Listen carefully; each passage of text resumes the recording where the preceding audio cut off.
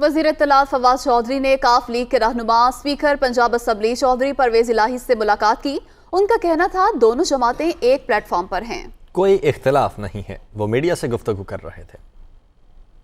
पाकिस्तान मुस्लिम league जो कायदे आज़म है और पाकिस्तान तहरीक इंसाफ, हम एक इत्तेहादी हैं और हम इत्तेहादियों ही जैसी सोच रखते हैं और जो भी बड़े फ़ैसले होने हैं आगे चल के उसमें PMLQ और PTI जो है वो एक ही प्लेटफॉर्म के ऊपर है और इंशाअल्लाह ताला हमने जो भी रिजर्वेशंस हैं PMLQ की काफ़ी हद तक दूर कर दी हैं। जो एक छोटी मोटी है वो भी इंशाअल्लाह दूर हो जाएगी। तो एक ये जो नो कॉन्फिडेंस का जो मोशन है इस इजलास को बुलाने से पहले तमाम इत्तेहादी जो हैं वो फॉर्मल अनाउंसमेंट भी कर देंगे वज़ीर आज़म के कॉन्फिडेंस देने की और इससे ये सारी जो एक फ़ज़ा है ये ख़त्म हो जाएगी। और उम्मीद मुझे यही है कि इंशाअल्लाह इत्तेहादियों की तरफ से जो वज़ीर आज़म को कॉन्फिडेंस का एक फॉर्मल ऐलान है वो बड़ी जल्दी मुस्लिम लीग काफ ने फवाद चौधरी का मामला तय पाने का दावा मुस्तरद कर दिया। तारिक बशीर चीमा का कहना है कि वज़ीर इत्तलात के दावे में कोई सदाकत नहीं है। मुस्लिम लीग काफ के मरकजी सेक्रेटरी जनरल तारिक बशीर चीमा ने कहा है कि फवाद चौधरी से मुलाकात में